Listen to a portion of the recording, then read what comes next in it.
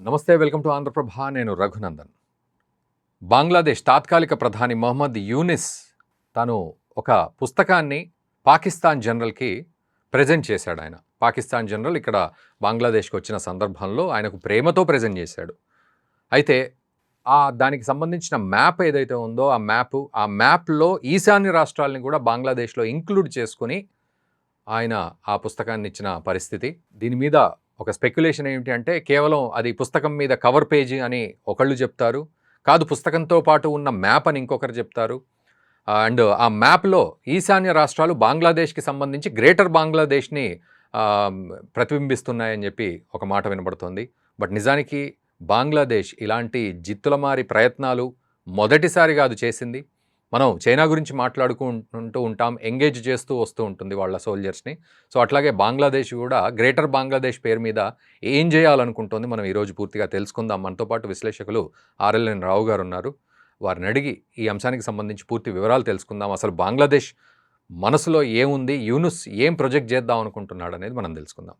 ఆర్ఎల్ఎన్ రావు గారు నమస్తే అండి, వెల్కమ్ టు ఆంధ్రప్రభ. నమస్కారం.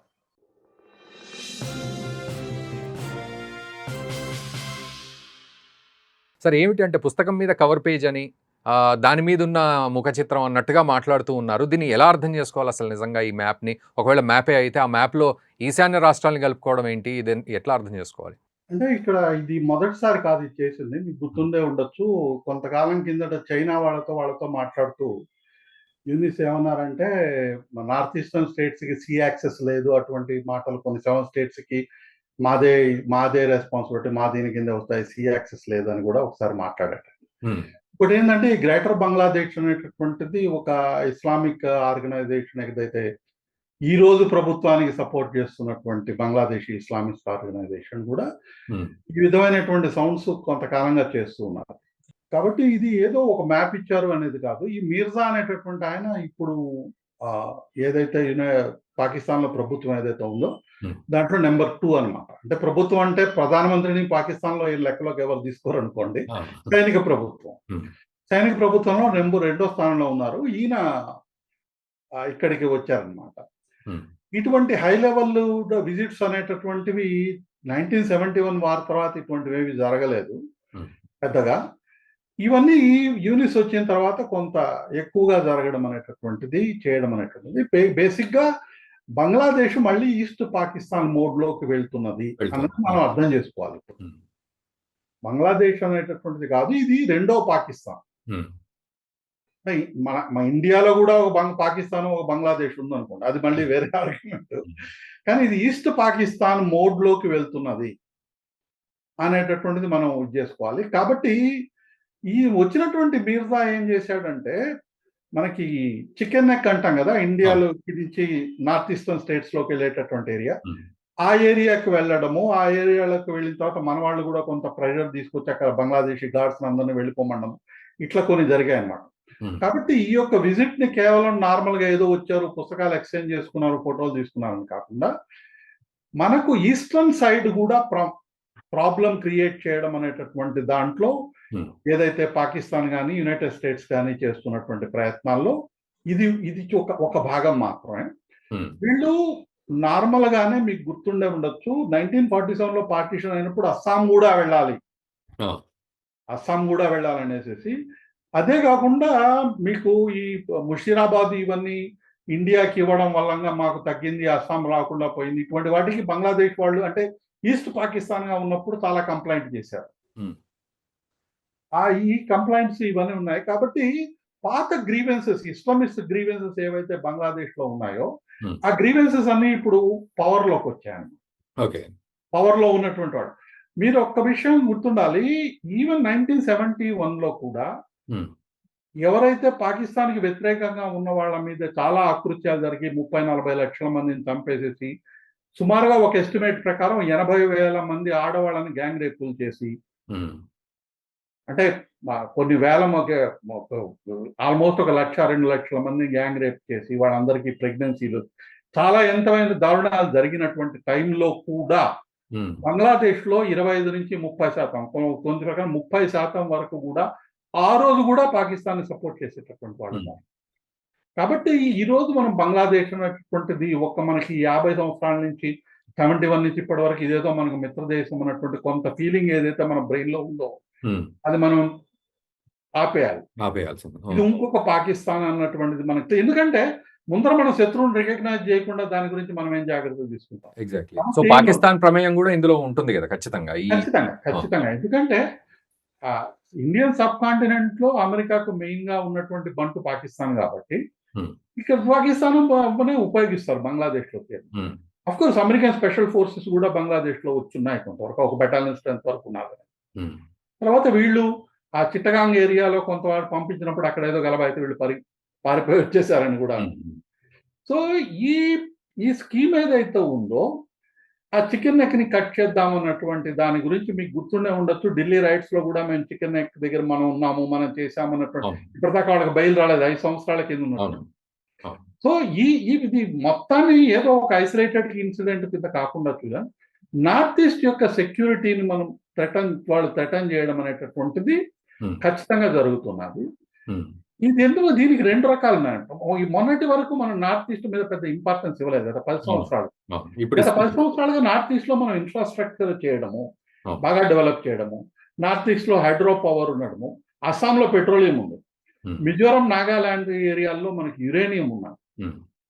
అదేవిధంగా ఈ ప్లాన్స్ అన్ని వచ్చిన తర్వాత మిజో నాగా ఏరియాలో క్రైస్తవ దేశాన్ని క్రియేట్ చేయడము, మణిపాల్లో ఇటువంటి ప్లాన్స్ కూడా మీరు వినుంటారు. ఇవి కూడా ఉన్నటువంటి ప్రత్యేక ప్రాంతంగా దాన్ని క్రియేట్ చేయాలి. అదొక బ్యాక్గ్రౌండ్ ఉన్నది. అంతేకాకుండా పక్కనే బర్మా ఉంది, మయన్మార్ ని కంట్రోల్ చేయడం కోసంగా అమెరికా సుమారుగా ఒక 30 కనీసం 20-30 సంవత్సరాల నుంచి చాలా సీరియస్ గా ప్రయత్నం చేస్తుంది. అందుకనే ఆంగ్ సాన్ సూచీకి నోబెల్ ప్రైజ్ ఇచ్చారు. మీరు గమనించండి, అక్కడ ఒక నోబెల్ ప్రైజ్, బంగ్లాదేశ్ లో ఒక నోబెల్ ప్రైజ్, ఇప్పుడు వెనిజువేలా ఇంకో నోబెల్ ప్రైజ్. ప్రభుత్వాన్ని తమ దేశ ప్రభుత్వానికి ఎవరైతే వ్యతిరేకంగా పనిచేస్తారో వాళ్ళందరికీ నోబెల్ పీస్ ప్రైజ్లు వస్తాయి. ఆంగ్ సాన్ సూచీకి నోబెల్ ప్రైజ్ ఇచ్చి అక్కడి నుంచి కరెక్ట్గా అది కూడా మొత్తం అంతా మనం ఒకే విధంగా చూసుకోవాలి.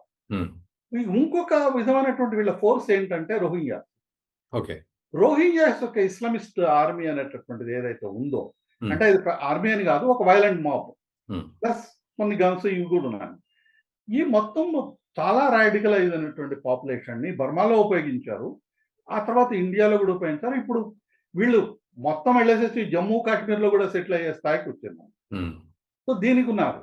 బర్మాని కూడా కంట్రోల్ చేయడం అనేటటువంటిది లాంగ్ టర్మ్ ప్లాన్ అటువంటిది. ఆంగ్ సాన్ సూచీకి మీరు మద్దతు ఇవ్వండి, బర్మా జుంటాకి మీరు వ్యతిరేకంగా ప్రయత్నం చేయడం అనేది అమెరికా భారత్ మీద చాలా తీవ్రమైనటువంటి ఒత్తిడి తీసుకొని వచ్చింది. ఆ ఒత్తిడి తీసుకొని వచ్చినప్పుడు అదృష్టవశాత్తు ఈవెన్ మన్మోహన్ సింగ్ గారి టైంలో కూడా వాళ్ళు ఒప్పుకోలేదు. ఆ ఒత్తిడిని వాళ్ళు ఒప్పుకోలేదు. అలా ఒప్పుకోకుండా మనం కంటిన్యూస్ గా మనం దాన్ని రెసిస్ట్ చేసుకోవచ్చు. తర్వాత ఏమైందంటే ఈ ఆంగ్ సాన్ సూచీ కూడా బర్మీస్ జుంటాకి వ్యతిరేకంగా వెళ్ళడానికి కూడా ఒక లిమిట్ ఉంది. డెమోక్రసీ దాకా తీసుకొని వచ్చేసి ఆ పూర్తిగా అమెరికన్ చెంచాలాగా పనిచేయలేదు. అక్కడ కొంతవరకు గ్యాప్ వచ్చింది అనమాట. ఆ వ్యతిరేకత చేయడం అనేటటువంటిది ఖచ్చితంగా వచ్చింది. దీనివల్ల ఏమొచ్చిందంటే వీళ్ళకి బర్మాలో కొంత కంట్రోల్ చేయడానికి అనేటువంటి తక్కువ. అదే టైంలో మీరు గమనించినట్లయితే సౌత్ ఆఫ్ బర్మాలో కరెన్ రెబల్స్ దగ్గర నుంచి, చిన్ దగ్గర నుంచి, నార్త్ లో ఉన్నటువంటి వాళ్ళ దగ్గర నుంచి వీళ్ళందరి దగ్గర కూడా రకరకాల ప్లేసెస్ లో మంటలు పెట్టడం అనేది స్టార్ట్ అయింది. ఇండో బర్మా బార్డర్ లో కూడా మంటలు పెట్టడం స్టార్ట్ అయింది. ఇది బంగ్లాదేశ్ లో ఉన్నటువంటిది, బర్మాలో ఉంటుంది. ఇవన్నీ మీరు చూసినట్లయితే ఇదంతా part of the controlling thing. మన ఈస్టర్న్ ఫ్లాంక్ ఏదైతే ఉందో దాని మొత్తం మీద అమెరికన్ కంట్రోల్ రావాలి. ప్రో అమెరికన్ అడ్మినిస్ట్రేషన్ ఇప్పుడు ఆల్రెడీ బంగ్లాదేశ్ లో వచ్చింది కాబట్టి మీకు బర్మాలో రావడం ప్రయత్నం చేస్తున్నాం. ఇది మీరు చాలా సెటిల్ గా ఉంటుందన్నమాట. ఇది ప్రొటెస్టెంట్ కన్వర్షన్స్ అనేవి భారీ ఎత్తున సదరన్ బర్మాలో జరుగుతున్నాయి. ఆ కన్వర్షన్స్ ఉన్నటువంటిది ఇది ఎంత అంటే మనకు సాఫ్ట్ పవర్ ఎట్లా ఉపయోగిస్తారంటే, రాంబో సినిమా ఒక సినిమాలో 5-6 సినిమాలు వచ్చాయి కదా, అందులో ఒక పార్ట్ ఏంటంటే వాళ్ళు బంగ్లాదేశ్ లోకి వెళ్ళి బైబుల్స్ పంపడము, బంగ్లాదేశ్ వాళ్ళు ఎంత క్రూరత్వం ఇవన్నీ చూపిస్తామన్నమాట. బంగ్లాదేశ్ వాళ్ళు విలన్స్ దాంట్లో. క్రిస్టియన్ ప్రొటెస్టెంట్ కన్వర్షన్ మాబ్ ఏదైతే ఉందో వాళ్ళు చాలా మంచి అనటం. సో ఇది కంటిన్యూస్ గా జరిగేటటువంటిది. మనకి ఈస్టర్న్ ఫ్లాంక్ ఏదైతే ఉందో దాని మీద జరిగేటటువంటి ప్రెషరు. ఇంకోటి కూడా ఏందంటే ఈ ఈ స బంగాళాఖాతం ఏదైతే ఉందో బే ఆఫ్ బెంగాల్‌లో, బే ఆఫ్ బెంగాల్‌లో అమెరికాకి ఎటువంటి బేసు లేదు. సో ఇప్పుడు ఈ సెయింట్ మార్టిన్ ఐలాండ్ కావాలి అనే పద్ధతిలో వెళ్ళడం. ఆ ఒక్క ఐలాండ్ కావాలని ప్రయత్నం చేస్తారు. కానీ యాస్ ఆన్ టుడే హ్మ్. బే ఆఫ్ బెంగాల్‌లో ఎటువంటి బేసు లేదు. హ్మ్. మీరు గమనించండి, ప్రపంచం మొత్తం మీద 800 పైన బేస్‌లున్నాయి అమెరికాకి. హ్మ్. కానీ బే ఆఫ్ బెంగాల్‌లో లేదు. హ్మ్. బే ఆఫ్ బెంగాల్ చాలా వరకు it is in our spear of influence. మొత్తం మనం కంట్రోల్ చేస్తున్నాం. హ్మ్. చైనా వాళ్ళు ఒక కోకో ఐలాండ్‌లో ఒక లిజనింగ్ పోస్ట్ పెట్టారు. ఓహ్! అంతకు తప్పితే మనం కాదు. హ్మ్. కాబట్టి ఇది మొత్తం మన ఈస్టర్న్ ఫ్లాంక్‌ని కంట్రోల్ చేయడము. Plus Chinese access to Indian ocean. హ్మ్. మాండలే నుంచి అటు నుంచి రోడ్ తీసుకొనొచ్చి చైనా వాళ్ళు కొంత కంట్రోల్ చేసి జుంటాతో బాగా రిలేషన్‌షిప్ మెయింటైన్ చేసి, కంట్రోల్ చేసి తీసుకురావడం అనేటటువంటిది చేశారు. ఈ జరుగుతున్నటువంటి పరిణామాలు ఏమైందంటే, చైనా వాళ్ళు కూడా ఈ బర్మీసు జుంటాతో బాగా ఇదయ్యి, ఈ ఓకే. మధ్య కాలంలో గత 2, 3 నెలలుగా సీరియస్‌గా మిలిటరీ ఆపరేషన్స్ చేస్తున్నారు. హ్మ్. ఆ మిలిటరీ ఆపరేషన్స్ మూలంగా ఏ ప్రో అమెరికన్ రెబెల్ ఫ్రాక్షన్స్ ఏవైతే ఉన్నాయో, హ్మ్. వాటన్నిటి మీద చాలా తీవ్రమైనటువంటి యాక్షన్ జరిగింది. చాలా వరకు బర్మీస్ వాళ్ళు వాటిల్ని ఇది చేశారు. ఓకే. మనం రిపీటెడ్‌గా మనం అక్రాస్ ది బార్డర్ మనం ఆపరేషన్స్ కండక్ట్ చేసి డ్రోన్ స్ట్రైక్స్‌తో మనకు వ్యతిరేకంగా ఎవరైతే టెర్రరిస్టులు ఉన్నారో వాళ్ళని మనం అటాక్ చేస్తున్నాం. హ్మ్. కాకపోతే మనకు బర్మీస్‌కు ఉన్నటువంటి అండర్‌స్టాండింగ్ ఏంటంటే, అఫిషియల్‌గా మనం ఏది చెప్పం. మేము అటాక్ చేసాం అక్రాస్ ది యాహ్! బార్డర్. ఆ! డిప్లొమాటిక్‌నెస్ ఇది. అయితే ఇక్కడ కాబట్టి మనమేం చెప్పము. కానీ మనం ఫ్రీగా అటాక్ చేస్తున్నాము. దానికి బర్మీస్ వాళ్ళు క్లియర్ కట్‌గా సపోర్ట్ చేస్తున్నారు. ఓకే. అన్‌అఫిషియల్. సో ఇక్కడ అమెరికా పాత్ర అంటే ఇప్పుడు మీరు చెప్పిన ఈ కాన్సెప్ట్‌లో అమెరికా పాత్రను మనం ఎట్లా రిఫ్లెక్ట్ చేసుకోవాలి? అండ్ భారత్ మీద ఎలాంటి ప్రభావం పడాలని వారు కోరుకుంటున్నట్లుగా అర్థం చేసుకోవాలి? అంటే లాంగ్ టర్మ్‌గా ఇండియా అనేటటువంటిది ఎదగడం అనేటటువంటిది అమెరికాకి ఇష్టం లేదు అని మనం ఇంతకు ముందు కూడా అనుకున్నాం. హ్మ్. ఇప్పు ఈ ఈ అడ్మినిస్ట్రేషన్ ట్రంప్ అడ్మినిస్ట్రేషన్ వచ్చిన కొత్తలో మనకు ఒక అపోహ ఉండింది మనందరికీ. ఇతను మనకి ఇండియాకి ఫ్రెండ్లీగా ఉంటాడు అనేటటువంటి. హ్మ్. అది తీరిపోయింది ఇప్పుడు. అది లేదు. హ్మ్. మనం ఏమనుకున్నామంటే ఈ 4 సంవత్సరాలు మనకు కొంత గ్యాప్ వస్తుంది. ఈ 4 సంవత్సరాలు మనం గ్రో అవుతాం అనుకున్నాము. కానీ ఈ గ్యాప్ లేదన్నమాట. హ్మ్. ఇంకోటి కూడా మనం ఏమనుకుంటామంటే సోరోస్ గ్యాంగ్ వీటన్నిటికి సంబంధించినటువంటి వాళ్ళ యాక్టివిటీస్ ఇండియాలో తగ్గుతాయి అనేటటువంటిది కూడా మనం అనుకున్నాం. అవి కూడా తగ్గవు. హ్మ్. అవి యాక్చువల్‌గా ఈ బెసెంట్ అనేటటువంటి వాళ్ళ కామర్స్ మినిస్టర్ ఎవరైతే ఉన్నారో, హి ఎర్లియర్ వర్క్డ్ ఫర్ సోరోస్. అంతకుముందు సోరోస్‌కి పనిచేశాడు. హ్మ్. కాబట్టి సోరోస్ యొక్క కంట్రోల్ అనేటువంటిది ఈ అడ్మినిస్ట్రేషన్‌లో కూడా ఉంది. ఓకే. ఈ అడ్మినిస్ట్రేషన్‌లో కూడా ఉంది. ట్రంప్ ఒక $20 బిలియన్ మన అర్జెంటీనాకి ఇచ్చినటువంటి దాంట్లో కూడా ఆ $20 బిలియన్ ఎయిడ్‌లో కూడా బెనిఫిట్ అయినటువంటి హెడ్జ్ ఫండ్స్ అంతా సోరోస్‌కి సంబంధించిన వాళ్ళు. హ్మ్. కాబట్టి మన యొక్క సెక్యూరిటీ కొంత ఇంటర్నల్ డిస్టర్బెన్స్ గాని, మన ఏరియాలో ఉన్నటువంటి డిస్టర్బెన్స్ గాని, ఈ 4 సంవత్సరాలు మనకు కొంత బెనిఫిట్ వస్తుంది. మనకు కొంత గ్యాప్ వస్తుంది. హ్మ్. కొంత బ్రీతింగ్ స్పేస్ మనం ఏదైతే అనుకున్నామో అది ఉండదు. హ్మ్. దీన్ని మనం ఇండియాలో కూడా ఇంటర్నల్‌గా అనేటటువంటిది మనం చూసి బంగ్లాదేశ్ అనేటటువంటిది మనకి నేను చెప్పినట్టుగా ఈస్ట్ పాకిస్తాన్ అనేటటువంటి ఉద్దేశంతో చేస్తున్నారు. అందువల్లే మనం కూడా రా అయితే ఏమి గాని బంగ్లాదేశ్‌లో మనం యాక్టివ్‌గా ఆపరేషన్స్ చేస్తున్నట్టే ఇన్‌స్ట్రక్ట్ ఉన్నాయి. ప్లస్ రష్యన్స్ కూడా చేస్తున్నారు. ఓకే. సో మీరన్నట్టుగా చూస్తే ఇప్పుడు ఈ ప్రత్యేక ప్రాంతంగా, దేశంగా ఏదైతే మలుచుకోవాలనుకుంటున్నారో ఈశాన్య రాష్ట్రాల్ని కలుపుకొని, సో ఈ ప్లాన్‌ని భారత్ తిప్పికొట్టే క్రమంలో ఎలాంటి కౌంటర్స్ ఇస్తోంది? ఎలాంటి అడుగులు వేస్తోంది కౌంటర్ మెజర్స్ గూడా? మనం ఇప్పుడు చూసినట్టయితే నెక్స్టు అస్సాంలో కానీ, మిగతా అంటే నార్త్ ఈస్ట్ ఏరియాస్‌లో ప్లస్ వెస్ట్ బెంగాల్. హ్మ్. బంగ్లాదేశీ ఇన్ఫిల్ట్రేషన్ అనేటటువంటిది ఈరోజు చాలా సీరియస్ నేషనల్ సెక్యూరిటీ థ్రెట్ హ్మ్. అయింది. హ్మ్. అంటే కనీసం ఎన్ని లక్షలు కాదు కోట్ల మంది ఉన్నారనేటటువంటి లెక్కలో వచ్చే పరిస్థితి ఉన్నదన్నమాట. హ్మ్. కాబట్టి ప్రస్తుతం ఉన్నటువంటి పరిస్థితుల్లో ఇనిషియల్‌గా ఏం చేశారంటే హోమ్ మినిస్ట్రీ వాళ్ళు కొంత ఈ ఆహ్, ఫేక్ ఆధార్ కార్డ్స్ ఇటువంటివి చేసేవన్నీ మనం ఆల్రెడీ బస్ట్ చేసాం మనం. హ్మ్. రేపు మళ్ళీ ఈ ఓటర్స్ లిస్ట్ వెరిఫికేషన్‌కి వీటన్నిటి ఉన్నప్పుడు ఎవరైతే ఇండియన్ సిటిజన్స్ కాదు అన్నటువంటి దానికి ఉన్నటువంటి ఐడెంటిఫికేషన్ గాని, డేటా గాని భారీ ఎత్తున వస్తుంది. హ్మ్. మనం ఎప్పుడైతే ఈ ఫేక్ ఆధార్ కార్డ్స్‌ని ఎక్స్‌పోజ్ చేసామో ఆ డేటా కూడా మన దగ్గర ఉన్నదన్నమాట. హ్మ్. ఇంకోటేంటంటే మనం ఇక్కడున్నటువంటి చొరబాటుదారుల్ని మనం వెనక్కు పంపించేదానికి అంతకుముందు షేక్ హసీనా గవర్నమెంట్ మన ఫ్రెండ్లీ గవర్నమెంట్ మొన్నటిదాకా ఉండింది ఉండేది కాబట్టి సహకారం ఉంది. హ్మ్. మనకు కొంత సంకోచం ఉండింది. హ్మ్. ఇప్పుడు ఆ సంకోచం లేదు. హ్మ్. క్లియర్ కట్‌గా బంగ్లాదేశీ ఆర్మీ ఇండియాకి సెక్యూరిటీ థ్రెట్ కాదు. హ్మ్. బంగ్లాదేశ్‌లోకి నుంచి అమెరికా ఆర్మీ వచ్చి అది ఇండియా మీద ఏమన్నా దాడి చేసే పరిస్థితి లేదు. టెర్రర్ అనేటటువంటి దాని గురించి క్లియర్ కట్‌గా టెర్రర్ క్యాంప్స్ పాకిస్తాన్ వాళ్ళు బంగ్లాదేశ్‌లో ఇప్పుడు నడుపుతున్నారు. ఈ టెర్రర్ యాక్టివిటీస్ అనేటటువంటివి కలుస్తాయి. ఎందుకంటే ఇప్పుడు అమెరికా సపోర్ట్ ఉంది కాబట్టి, వాళ్ళు ఓకే. మనం టెర్రర్ యాక్టివిటీస్ చేసినా గాని మనకు 2 వైపుల నుంచి టెర్రర్ యాక్టివిటీస్ వస్తాయి ఇప్పుడు. హ్మ్. అది అంతకుముందు గూడా ఉండింది. మీకు ఉల్ఫా, గిల్ఫా వాళ్ళకందరికీ అవును. అప్పుడు ఎర్షాద్ టైం నుంచి వాళ్ళు సపోర్ట్ చేశారు. కాబట్టి ఇంటర్నల్ సెక్యూరిటీ థ్రెట్ అనేటువంటిది ఉంది గానీ, ఎక్స్‌టర్నల్ సెక్యూరిటీ థ్రెట్ అనేది లేదు.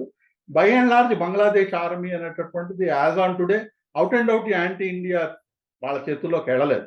హ్మ్. ప్రయత్నాలు జరిగినా గాని, కొంతవరకు మనకి కొంత రిలేషన్‌షిప్ ఉంది. సత్సంబంధాలున్నాయని చెప్పలేం గానీ, కొంత రిలేషన్‌షిప్ ఉన్నది.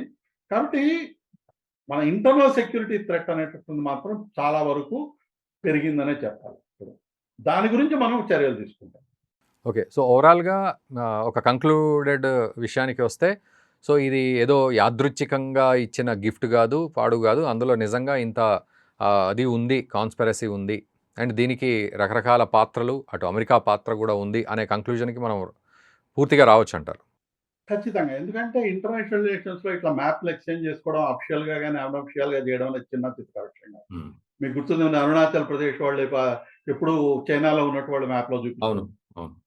మీరు యూఎస్‌లో మీరు యునైటెడ్ స్టేట్స్‌కెళ్ళి ఇండియా మ్యాప్ చూసినట్టయితే కాశ్మీర్ ఉండదు దాంట్లో. అవును. అట్‌లీస్ట్ పాకిస్తాన్ ఆక్యుపైడ్ కాశ్మీరు మాత్రం వేరేగా ఉన్నట్టు, హ్మ్. చైనా ఆక్యుపైడ్ కాశ్మీర్‌ని వచ్చి వేరుగా ఇట్లా చూపిస్తారు వాళ్ళు. హ్మ్. పేర్లు గూడా వాళ్ళవే ఇది ఉంటాయి. చైనా వాళ్ళ పేర్లు. పేర్లే పెట్టుకుంటారన్నమాట. అవును. సో, ఇదేం చిన్న విషయం అనేటంటే మనకు జనరల్‌గా మీరు నేను అనుకున్నటువంటి ఏదో మ్యాప్‌లు చూసామన్నటువంటి కాదు. హ్మ్. ఇంటర్నేషనల్ రిలేషన్‌షిప్‌లో ఇది చాలా క్రిటికల్ అయినటువంటి అయితే విషయం. ఇక్కడ అస్సాం సీఎం గూడా దీని మీద ఇంకా రెస్పాండ్ గాలేదు అనే విమర్శ వస్తోంది. అస్పాసియం రెస్పాండ్ అనేది ఇంతకు ముందు ఆయన చెప్పుకున్నాడన్నమాట. ఒక హ్మ్. డైలాగ్ చెప్పాడు. హ్మ్. అక్కడ ఒక చికెన్ నెక్ ఉంటే వాళ్ళకి 2 చికెన్ నెక్స్ ఉన్నాయని. హ్మ్. ఇండియాకి ఒక చికెన్ నెక్ ఉంటే హ్మ్. వాళ్ళకి 2 ఉన్నాయనేటటువంటిది. అంటే ఏంటంటే అక్కడ చిట్టగాంగ్ ఏరియా ఒకటి. హ్మ్. ప్లస్ మీరు చూసినట్లయితే మా చికెన్ నెక్‌కి కింద ఉన్నటువంటి ఏరియా దాన్ని రంగపూర్ అనో ఏదో అంటారు. హ్మ్. ఆ ఏరియాని కనెక్ట్ చేసేటువంటి ఏరియా గూడా ఉందండి. మనం అనుకున్నట్టయితే వాళ్ళకి 2 మేజర్ ఏరియాస్‌లో మనం కట్ చేయగలం. హ్మ్. ప్లస్ బంగ్లాదేశ్ ఆర్మీ అనేటటువంటిది రైట్ కంట్రోల్‌కి తప్ప పెద్దగా పనికొచ్చే పరిస్థితి అయితే ఏం లేదు. ఆ! అంతకంటే ఏం లేదు. అఫ్‌కోర్స్ నంబర్స్ ఉన్నాయి కాబట్టి పర్లేదు. ఒక 1,00,000, 1,50,000 నంబర్స్ అయితే వాళ్ళు పెట్టగలరు. అంతేగాని ఇండియాకి అగైన్స్ట్‌గా బంగ్లాదేశ్‌కి ఏం లేదు. సో, ఏదో జరగడానికైతే ఏదో జేస్తున్నారనేది మాత్రం అంటే ఖచ్చితంగా అర్థమవుతుంది. కంటిన్యూయస్‌గా డిస్టర్బెన్సెస్ అనేటటువంటిది ఇదేంటంటే ఒకసారి మనం ఇన్సర్జెన్సీ అనేటటువంటిది చూసారా? హ్మ్. సిమిలర్‌గా పాకిస్తాన్ వాళ్ళు చేశారన్నట్టు అటు లెవెల్‌లోనే ఇది నార్త్ ఈస్ట్‌లో గాని, పర్టిక్యులర్‌గా వెస్ట్ బెంగాల్ గాని, హ్మ్. జార్ఖండ్ గాని ఈ ప్రాంతాల్లో చేయడానికి అవకాశం ఉంది. ఎక్కడైతే ఇంటర్నల్‌గా వాళ్ళకి కొంత మద్దతొస్తుంది. ఎందుకంటే చాలామంది బంగ్లాదేశీస్ ఇల్లీగల్‌గా ఉన్నటువంటి వాళ్ళు జార్ఖండ్‌లో సెటిల్ అయ్యి అక్కడ అవును. ట్రైబల్ వాళ్ళని పెళ్లి చేసుకొని అక్కడ ఆ! ల్యాండ్స్ అవి లోకల్‌గా మారిన తీసుకొని మనం సందర్భాలు. వింటున్నాం రెగ్యులర్‌గా. సో, ఈ ఏరియాస్‌లో చేయడానికున్నది.